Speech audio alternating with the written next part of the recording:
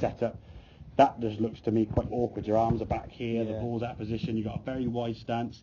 Is it a big shot? Is it a small shot? It doesn't mean that sort of any sort of familiarity. What sort of shot you're going to try and play? It's just like, well, I don't know. He's got a big wide setup. The ball's back in his stance. His arms are off centre. At least on this one here now, some sort of clarity has been made. You've got a nice narrow stance, feet there. The shaft lean is slightly forward towards target, as we said. Grip's good, and your hands are in the right position now to actually get the club to strike down the golf ball. Obviously, use the loft to get the ball up in the air. If we watch this swing as you go back now, as you go back, it's almost as if you're sort of taking the club at your right arm quite stiff on top there, almost pre-setting that scoop. As you come back again, very long in the backswing as well. Yeah, much too much power.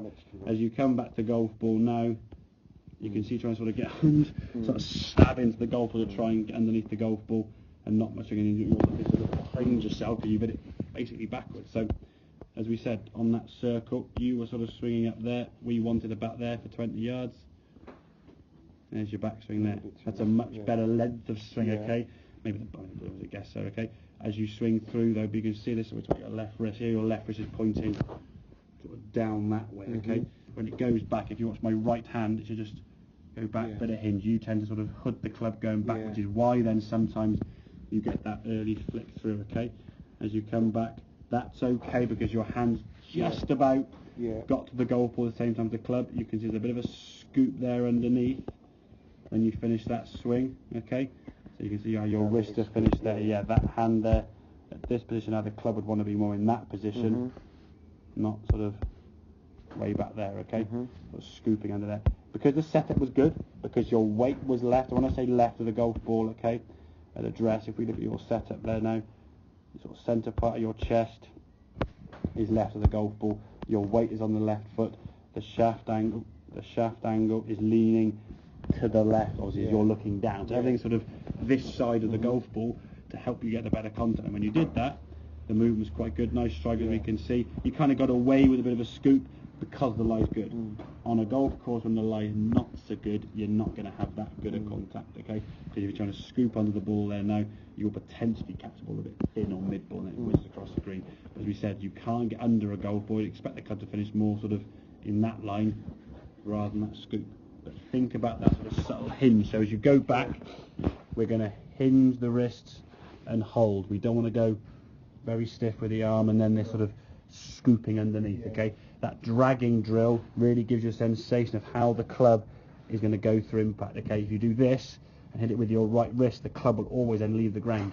The club stays on the ground because your right hand is keeping in a position or an angle that stops that club flicking. So bring the club, now there you go. So start there, just drag it to there, okay? Even I can feel your hands kind of stopping here and the club wanting to then rise up, okay? So it's there, there you go, that's better.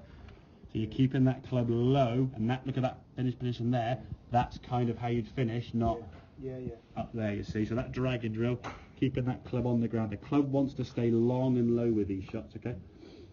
The second the club starts getting too high in the backswing, it's too much power. Too high in the through swing, too much scoop.